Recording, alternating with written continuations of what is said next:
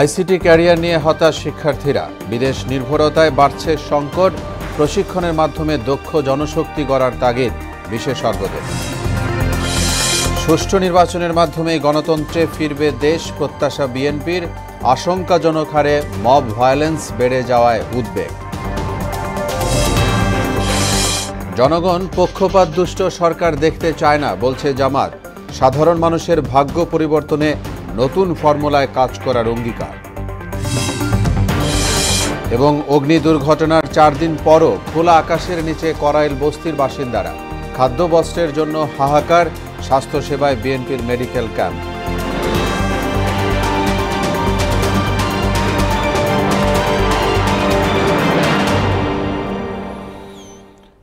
আসসালামু আলাইকুম। আমন্ত্রণ মোহনা সংবাদে। এতক্ষণ শুনছিলেন শিরোনাম। সংবাদের সঙ্গে আছি মোহাম্মদ ওয়ালিউল্লাহ। যাচ্ছি পুরো খবরে। আইসিটি ক্যারিয়ারের ভবিষ্যৎ নিয়ে হতাশ শিক্ষার্থীরা। দেশ এগিয়ে গেলেও শিক্ষা এ খাত পুরোপুরি স্বয়ংসম্পূর্ণ হয়ে উঠতে পারেনি। শিক্ষার্থীরা বিদেশ নির্ভর হওয়ায় তৈরি হচ্ছে সংকট। এই প্রবণতা ঠেকাতে নতুন টেকনোলজি সহ পাঠ্যপুস্তক হালনাগাদ জরুরি। এর পাশাপাশি প্রশিক্ষণের মাধ্যমে শিক্ষার্থীদের দক্ষ জনশক্তিতে পরিণত করার তাগিদ দেন বিশেষজ্ঞরা। আরও জানাচ্ছেন সুরাইয়া মুন্নি। তথ্য ও যোগাযোগ প্রযুক্তির অবকাঠামো উন্নয়নে এগিয়ে গেলেও সার্বজনিক সংযোগে ভালো অবস্থানে নেই বাংলাদেশ। জাতিসংঘের আন্তর্জাতিক টেলিযোগাযোগ ইউনিয়ন গেল ডিসেম্বরে আইসিটি ডেভেলপমেন্ট ইন্ডেক্স IDI 2023 প্রকাশ করে। এতে বাংলাদেশ সহ 169টি দেশের পরিষেবার অগ্রগতি পর্যালোচনা করা হয়েছে। এখানে বাংলাদেশের স্কোর 61.1, যা গড় স্কোরের চেয়ে কম। এদিকে আইসিটিতে পড়াশোনায় অসন্তুষ্ট হয়ে শিক্ষার্থীরা উন্নত জীবনের হাতছানিতে পাড়ি জমাচ্ছেন বিভিন্ন দেশে। এতে দেশ হারাচ্ছে মেধাবীদের। কোনো ফিউচার নেই বাংলাদেশে, যার কারণে দেখা যাচ্ছে ম্যাক্সিমাম বাহিরের দিকে ট্রাই করতেছে। ক্লাসরুমের ব্যবস্থা, আইসিটি ল্যাব, এই সকল বিষয়গুলো ছাড়া আসলে ওই আইসিটি প্রপার ভাবে শিক্ষা এটা আসলে কল্পনাই করা যায় না। আমরা আইসিটিটা পড়ে বা পাশ করে আমরা কোথায় যাব, কোন সেক্টরে আমাদের জন্য ভালো হবে, তো আমার সরকারের এটাও উচিত যে তাদের জন্য আলাদা আলাদা ডিপার্টমেন্ট ওয়াইজ তাদের বোঝানো। বেসিসের সাবেক সভাপতি সৈয়দ আলমাস কবির জানান, অবকাঠামোর অর্থপূর্ণ ব্যবহারের মাধ্যমে বাংলাদেশ এগোয়নি। দক্ষ জনবলের ঘাটতি, উচ্চমানের AI, ব্লকচেইন এবং অপ্রতুল সাইবার সিকিউরিটি বিশেষজ্ঞের কারণে শিক্ষার্থীরা বিদেশে চলে যাচ্ছে। দক্ষ জনবল তৈরি করতে পারেনি। এই যে আমরা আইটি সাভি বানাবো, একটা ডিজিটাল ইকোনমি তৈরি করব, একটা ক্যাশলেস সোসাইটি তৈরি করব, এই যে বিভিন্ন ধরনের যে স্বপ্ন আমরা দেখিয়েছি, সেগুলোর জন্য তো আপনার হিউম্যান রিসোর্স লাগবে। যেই স্বপ্ন তারা দেখেছে অনেক বড় একটা ইন্ডাস্ট্রি হবে, সেখানে আমরা যোগদান করব, আমরা যাব, হয় আমরা চাকরি করব, না হয় আমি নিজেই উদ্যোক্তা হব, সেটা তো সেখানে গিয়ে দেশে আর কি ডিসলিউশন হয়ে যাচ্ছে। বিশ্ববিদ্যালয় এবং তথ্য প্রযুক্তি শিল্পের মধ্যে সমন্বয়হীনতা সহ গবেষণার বিনিয়োগের অভাবে এখাত পিছিয়ে পড়ছে বলে মনে করেন আলমাস কবির। মেধাবীদের ধরে রাখতে আইসিটি রপ্তানি বাড়ানো, দক্ষ জনবল তৈরি, বুদ্ধিভিত্তিক ব্যবহার ও অনলাইন নিরাপত্তা এবং সুরক্ষার তাগিদ দেন তিনি। যারা এই সবগুলো পলিসি যেগুলো আছে, এইগুলোকে কন্ডিউসিভ টুয়ার্ডস বিজনেস কিনা, বিজনেস ফ্রেন্ডলি কিনা, সেটা তারা মনিটর করবে সবসময়, এবং কন্টিনিউয়াসলি ফিডব্যাক নেবে প্রাইভেট সেক্টর থেকে যে কোথায় অসুবিধা হচ্ছে, কোথায় কি হচ্ছে, এবং সেই অনুযায়ী তারা সরকারকে দিয়ে ওই পলিসিগুলোকে চেঞ্জ করবে, কন্টিনিউয়াসলি চেঞ্জ করতে থাকবে, আপডেট করতে থাকবে। আমরা বিদেশ থেকে শিখতে পারি, আমরা বিদেশ থেকে বেস্ট প্র্যাকটিসেসগুলো নিয়ে আসতে পারি। নতুন টেকনোলজি সহ পাঠ্যপুস্তকে সিলেবাস আপডেট করার তাগিদ দেন আলমাস কবির। আমি যেভাবে কাজ করছি, একেবারে রিমোটেস্ট এলাকায় যে আছে সেও একইভাবে কাজ করছে। সুরাইয়া মুন্নি, মোহনা সংবাদ, ঢাকা। সুষ্ঠু নির্বাচনের মাধ্যমে গণতান্ত্রিক সরকার ক্ষমতায় আসবে বলে প্রত্যাশা জানিয়েছেন বিএনপি মহাসচিব মির্জা ফখরুল ইসলাম আলমগীর। সকালে জাতীয় প্রেস ক্লাবে BFUজের কাউন্সিলে তিনি বলেন, মব ভায়োলেন্স শঙ্কাজনক পর্যায়ে পৌঁছেছে। এ সময় জামাতে ইসলামীর সেক্রেটারি জেনারেল জানান, দেশকে দুর্নীতিমুক্ত করতে রাজনৈতিক দলগুলোর মধ্যে দ্বিমত নেই। বিস্তারিত তানজিদ ভুইয়ার রিপোর্টে। জাতীয় প্রেস ক্লাবে আয়োজন করা হয় বাংলাদেশ ফেডারেল সাংবাদিক ইউনিয়ন BFUজের দ্বিবার্ষিক কাউন্সিলের উদ্বোধনী অনুষ্ঠান। সংগঠনের মহাসচিব কাদের গনি চৌধুরীর সঞ্চালনায় অংশ নেন দেশের শীর্ষ রাজনৈতিক ও সাংবাদিক নেতারা। রাজনৈতিক পট পরিবর্তন হলেও সাংবাদিকদের পেশাদারিত্বের সাথে কাজ করতে দেওয়ার আহ্বান জানান সাংবাদিক নেতারা। 15 বছরে আমরা নানানভাবে অত্যাচারিত হয়েছি, সেই অত্যাচারিত মানুষগুলো আমাদের প্রধান রাজনৈতিক দলগুলোর দিকে তাকিয়ে কষ্ট পায়।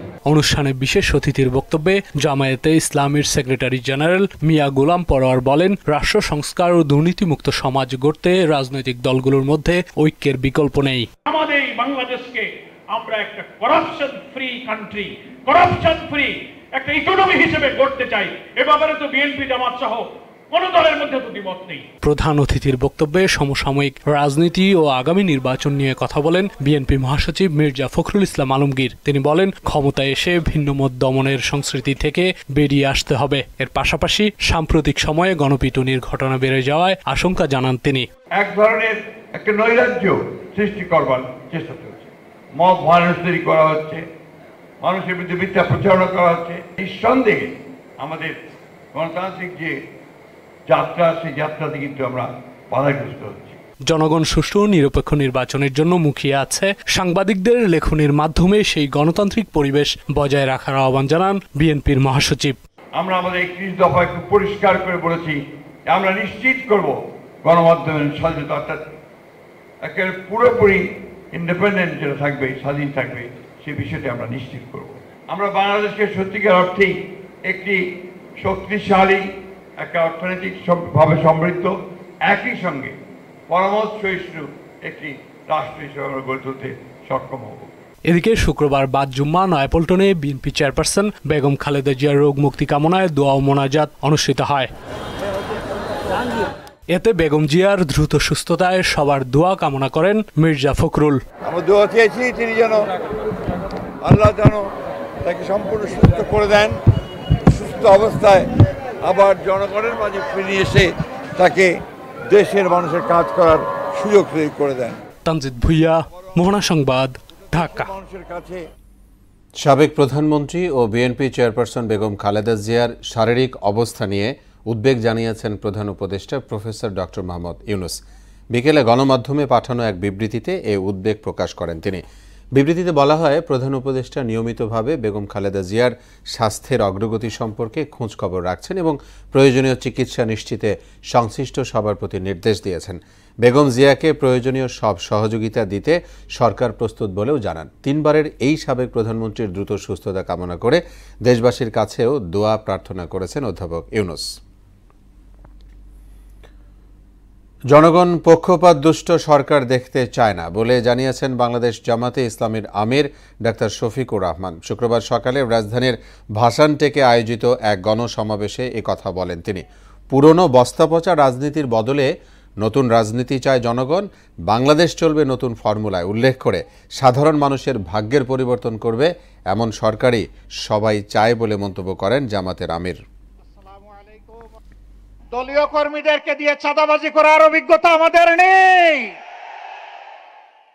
শিক্ষা প্রতিষ্ঠানগুলোতে গণরুম কায়েম করে টর্চার সেল গঠনের অভিজ্ঞতা আমাদের নেই।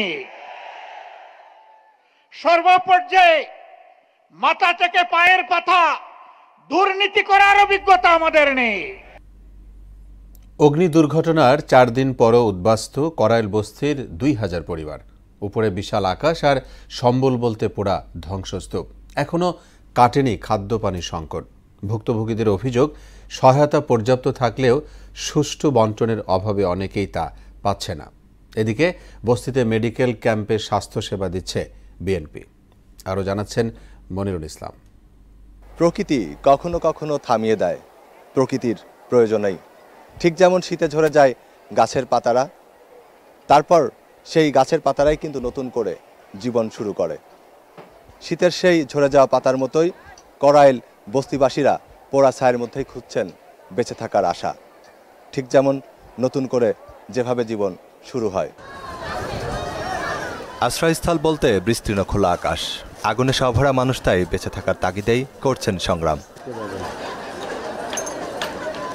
নেই নাওয়া খাওয়া, শরীর জুড়ে কেবল ছাই, আর তাতেই খুঁজে ফিরছেন পুড়ে যাওয়া প্রিয় বস্তু কিংবা তার ধ্বংসাবশেষ। রঙিন ক্যামেরায়ও করাইল বস্তির ক্যানভাসে যেন শুধুই সাদা কালো। ঘুম নাই, খাওয়ার নাই, গোসল নাই, বাথরুম টয়লেট কোনো কিছুই তো করা যাইতেছে না। নাই ঘর বাড়ি নাই কিছু নাই বিন্দা পড়ন আমরা কি করবো। যদিও বস্তি জুড়েই সরকারি বেসরকারি বিভিন্ন সংস্থার কার্যক্রম চোখে পড়ার মতো। কোনো স্বেচ্ছাসেবীকে দেখলেই সাহায্যের জন্য হামলে পড়ছেন আগুনে ক্ষতিগ্রস্তরা। আছে পর্যাপ্ত খাদ্য বস্ত্র, তবে বিশৃঙ্খলার জন্য সহায়তা পাচ্ছেন না কেউ কেউ। কষ্ট দিয়েছে আর খাবার আইলি এই বাড়িটা বেশি বাগাই না খালি বিজাকা। এই যে ডাইনে বা যখন তো আছে আমার যখন তো আছে না, আমার বাসায় রুম বেশি দেখে আমাদের আছে না। সরকারের কিছু দিলে আমরা পাই না, ওদিকের মানুষে নিয়ে যায়। তবে এসব অভিযোগ অস্বীকার করলেন আনসারের দায়িত্বপ্রাপ্ত এই কর্মকর্তা। এটা সম্পূর্ণ ভিত্তিহীন, এটা আসলেই বাস্তবে না। আমরা যারা পোশাকধারী আছি এখানে, আমরা এখানে নিজ হাতে বিতরণ করছি। ভুক্তভোগীরা বলছেন খাদ্য সংকট থাকলেও প্রয়োজন এখন পুনর্বাসন, তাই দ্রুত তালিকা করে ক্ষতিপূরণের দাবি জানালেন তারা। খাবার তো মানুষ যে কোনো পর্যায়ে যে কোনো পরিস্থিতিতেই মানুষ জোগাড় করতে পারে, কিন্তু যেটা দরকার যাবতীয় যেমন কম্বল দরকার, বাচ্চাদের আশাক পোশাক দরকার, যাচাই বাছাই করে যাতে নির্দিষ্ট জায়গায় যাতে দেওয়া হয়। এদিকের বস্তিতে ফ্রি মেডিকেল ক্যাম্প স্থাপন করেছে বিএনপির স্বাস্থ্য বিষয়ক সম্পাদক ডাক্তার রফিকুল ইসলাম জানান, বৃহস্পতিবার থেকে এ পর্যন্ত 2000 মানুষকে স্বাস্থ্যসেবা দেওয়া হয়েছে। মানুষজন কিন্তু সব খোলা আকাশের নিচে শুয়ে থাকে রাতে, যার কারণে তাদের ঠান্ডা, জ্বর, কাশি এবং চুলকানি এই ধরনের নানানবিধ সমস্যা নিয়ে তারা আক্রান্ত হয়েছেন এবং তারা এখানে এসেছেন, আমাদের চিকিৎসা নিচ্ছেন।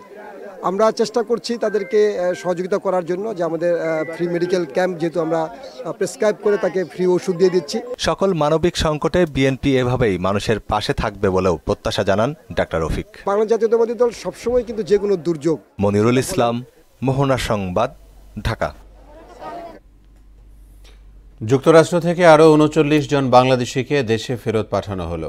ভোর 5:30টায় যুক্তরাষ্ট্রের একটি বিশেষ সামরিক ফ্লাইটে হজরত শাহজালাল আন্তর্জাতিক বিমানবন্দরে পৌঁছান তারা, যাদের 26 জনই নোয়াখালী জেলার বাসিন্দা। এর আগে চলতি বছরে 187 বাংলাদেশিকে ফেরত পাঠায় মার্কিন প্রশাসন। জানা যায়, অবৈধভাবে মেক্সিকো হয়ে যুক্তরাষ্ট্রে প্রবেশ করেন ফেরত আসা ব্যক্তিরা, কিন্তু যুক্তরাষ্ট্রে বসবাসের জন্য আবেদন করলে আইনি প্রক্রিয়া শেষে তাদের বাংলাদেশে ফেরত পাঠানোর সিদ্ধান্ত নেয় মার্কিন যুক্তরাষ্ট্র। নির্বাচন নিয়ে নানামুখী ষড়যন্ত্র চলছে অভিযোগ করে চক্রান্ত প্রতিরোধে সবাইকে ঐক্যবদ্ধ হওয়ার আহ্বান জানিয়েছেন বিএনপির যুগ্ম মহাসচিব অ্যাডভোকেট আব্দুস সালাম আজাদ। তারেক রহমানের দক্ষ নেতৃত্বে বিএনপি আগামীতে সরকার গঠন করবে বলেও আশা জানান তিনি। বিকেলে মুন্সিগঞ্জের লৌহজং সরকারি কলেজ মাঠে আয়োজিত তারুণ্যের সমাবেশে এসব কথা বলেন তিনি। আরও জানাচ্ছেন হুমায়ুন কবির। বিএনপির ভারপ্রাপ্ত চেয়ারম্যান তারেক রহমান ঘোষিত রাষ্ট্র কাঠামো মেরামতের 31 দফা বাস্তবায়নের লক্ষ্যে মুন্সিগঞ্জ লৌহজং সরকারি কলেজ মাঠে তারুণ্য সমাবেশ ও বিএনপি চেয়ারপারসন বেগম খালেদা জিয়ার রোগমুক্তি কামনা গণদোয়া মাহফিলে অংশ নেন স্থানীয় যুবদল, স্বেচ্ছাসেবক দল ও ছাত্রদলের নেতাকর্মীরা। এই সময় দলীয় নেতাকর্মীরা দুই সময় দলকে সুসংগঠিত করার ক্ষেত্রে আব্দুস সালাম আজাদের অবদান তুলে ধরে মুন্সিগঞ্জের 2 আসনের মনোনয়ন পুনর্বিবেচনার দাবি জানান। অ্যাডভোকেট আব্দুল সালাম আজাদ দুর্দিনে 16 বছর এই 3 সংগঠনের যেভাবে লালন পালন করেছে, আজকে দুঃসময় সালাম ভাইয়ের পাশে আছে এবং আগামীতে থাকবো। আমাদের থেকে এই সালাম ভাই পলায় যায় নাই, তাই আগামী সংসদ নির্বাচনে আমরা বিএনপির প্রতিষ্ঠা লগ্ন থেকে বেগম খালেদা জিয়ার আপসীর নেতৃত্বের কথা তুলে ধরে তার রোগমুক্তি কামনায় সবার কাছে দোয়া চান বিএনপির প্রান্তিক জনগোষ্ঠী উন্নয়ন বিষয়ক সম্পাদক M A Malek O BNP নির্বাহী কমিটির সদস্য বাবুল আহমেদ। আপনারা সকলের বাড়িতে যাবেন, 5 ওয়াক্ত নামাজের সময় আপনারা দেশটি বেগম খালেদার জন্য দোয়া করবেন এবং তিনি যেন সুস্থ শরীরে আমাদের আগামী দিনের নির্বাচনে নেতৃত্ব দিয়ে আমাদের জাতীয় দলকে বিজয়ী ঘোষণা করতে পারে। আমার মা বেগম খালেদা জিয়া, আমার মায়ের জন্য আমি যে দোয়াটা করব, সেই দোয়াটা মাগরিবের কিছুক্ষণ আগ মুহূর্ত এখন আল্লাহর আরশের আযমে পৌঁছে যাবে। আসুন আমরা সবাই 3 বার কুল হু আল্লাহ পড়ে, একবার দরুদ শরীফ পড়ে মহান আল্লাহ রাব্বুল আলামিনের কাছে দোয়া চাই। প্রধান অতিথির বক্তব্যে বিএনপি যুগ্ম মহাসচিব অ্যাডভোকেট আব্দুস সালাম আজাদ ও বেগম জিয়ার সুস্থতার জন্য দেশবাসীর কাছে দোয়া চান। নেত্রীর জন্য বড় দোয়ার আয়োজন করলাম। এখন থেকে আপনারা নেত্রীর জন্য আল্লাহ আমাদের নেত্রীকে হায়াত দান করো, আল্লাহ আমাদের নেত্রীকে আমাদের হাতে ফিরিয়ে আনো, তার নেতৃত্বের মধ্যে দিয়ে, যার ত্যাগের মধ্যে দিয়ে এই গণতন্ত্র প্রতিষ্ঠিত হয়েছিল। নির্বাচন নিয়ে অনেক ষড়যন্ত্র চলছে অভিযোগ করে সবাইকে ঐক্যবদ্ধ থাকার আহ্বান জানান তিনি। আগামী দিনে নির্বাচন আসছে, আমরা আমাদের শক্তি, আমরা আমাদের মধ্যে দিয়ে আগামী নির্বাচনের মধ্যে দিয়ে আমাদের নেত্রীর স্বপ্নকে পূরণ করতে পারি। এদেশে গণতান্ত্রিক রাষ্ট্র ব্যবস্থা কায়েমের জন্য তারেক রহমানের নেতৃত্বে একটি সুসমৃদ্ধশালী রাষ্ট্র ব্যবস্থা গড়ে তুলতে পারি, সে ব্যবস্থা আপনাদের কাছে চাইব। এই সময় আগামী নির্বাচনে তারেক রহমানের নেতৃত্বে বিএনপি রাষ্ট্র ক্ষমতা আসবে বলেও আশা জানান আব্দুল সালাম। হুমায়ুন কবির, মোহনা সংবাদ, মুন্সিগঞ্জ। রাজধানীতে লাগামহীন নিত্যপণ্যের বাজার। শীতের সবজির সরবরাহ বাড়লেও দাম বাড়তির দিকে। পেঁয়াজের দামও কমছে না। চাল উচ্চমূল্যে স্থিতিশীল থাকলেও কমেছে ডিমের দাম। মাছের দাম কিছুটা কমলেও তা এখন নিম্ন ও সীমিত আয়ের নাগালের বাইরে। সুরাইয়া মুনির প্রতিবেদন। রাজধানীর বাজারে আসতে শুরু করেছে শীতের সবজি। সরবরাহ বাড়লেও দাম কমার লক্ষণ নেই। লাউ ৮০ থেকে ১২০ টাকা, চাল কুমড়া ৭০ থেকে ৮০ টাকা, ফুলকপি ও বাঁধাকপি ৬০ থেকে ৭০ টাকায় বিক্রি হচ্ছে। কপিটা এখনো পাইকারি ৪০ টাকা ৫০ টাকা পিস, শিমুলগা ৭০-৮০ টাকা পাইকারি। সবজি শাক সবই মানে অতিরিক্ত, সবগুলো ৩০-৪০ টাকার ভিতরে আসার কথা ছিল, এখনো ৫০-এর উপরেই আছে। বাইরে যারা বেচাকিনি করছে তাদের এইখান থেকে আরো বেশি দাম, অথচ তাদের কিন্তু কোনো দোকান বাড়া নাই, কিছু নেই। পেঁয়াজের দামে স্বস্তি ফেরেনি এখনো। ১১০ থেকে ১২০ টাকায় বিক্রি হচ্ছে প্রতি কেজি। ১৩০ টাকা ২০ টাকা করে পেঁয়াজ কেজি হয়েছে। মাছের দাম প্রকারভেদে কেজিতে ৫০ থেকে ৬০ টাকা কমেছে, তবে এখনো দাম নিম্ন ও সীমিত আয়ের নাগালের বাইরে। নদীর মাছগুলি আগে যে দাম ছিল এখনো আমি সেই দামই দেখছি, বরঞ্চ একটু কিছু কমে নিয়েছি। মাছের দাম কমে নাই, একই রকমই আছে। আমি যেটা কিনলাম সেটা তো মনে হয় একটু বেশি। শীত তো ওই জন্য কাস্টমার আসে না, মাছও ধরা পড়ে শীতের মধ্যে বেশি। যে মাছ বেচতাম ৫০০ টাকা, এই মাছ মানে 400 টাকায়। আগেগুলা ৩ কেজির মাছ বেচে ৫০০, এখন বেশি ৪০০, ৪২০, ৫০ এমন দাম। শীতকালে মাছের আমদানি একটু বেশি হয়, সেই জন্য দাম একটু কম। ডিম ১৫০ থেকে কমে ১২০ টাকায় বিক্রি হচ্ছে। ওঠানামার মধ্যে আছে সব ধরনের মুরগির দাম। গরু ও খাসির মাংসের দাম অপরিবর্তিত। সয়াবিন তেলের দাম লিটার ১৯০ টাকা, আর চালের দাম উচ্চ মূল্যে স্থিতিশীল। বাজারে এসে ক্রয় ক্ষমতার বাইরে চলে যাচ্ছে আর কি। ধরেন একটা বাজেট নিয়ে আসি, সেই বাজেটটা ফেল করছে। সব জিনিসের দাম বেশি মনে হচ্ছে, কারণ টাকার ক্রয় ক্ষমতা কম, টাকার মূল্যায়নটা কমে গেছে। দ্রব্যমূল্যের কষাঘাতে মানুষ জর্জরিত হলেও তার নিয়ন্ত্রণে কার্যকর পদক্ষেপ নেই। তাই নিয়মিত বাজার তদারকির দাবি জানিয়েছেন সাধারণ মানুষ। এখানে ভোক্তাদের বা অন্য সরকার অ্যাক্টিভলি কোনো রোল প্লে করতে পারছে না। সুরাইয়া মুন্নি, মোহনা সংবাদ, ঢাকা। কুমিল্লার দাউদকান্দিতে বাসের ধাক্কায় ইটবাহী ট্রলিতে থাকা 2 নির্মাণ শ্রমিক নিহত হয়েছেন। বিকেলে ঢাকা চট্টগ্রাম মহাসড়কে হুগুলিয়া এলাকায় দুর্ঘটনা ঘটে। নিহতদের মধ্যে একজন তাফাজ্জল হোসেন, অন্যজনের নাম পরিচয় জানা যায়নি। দুর্ঘটনায় আহত 2 জনকে চিকিৎসার জন্য ঢাকা মেডিকেল কলেজ হাসপাতালে পাঠানো হয়েছে। এ ছিল এখনকার মতো সংবাদ। শেষ করব, তার আগে শিরোনামগুলো জানাবো আরও একবার।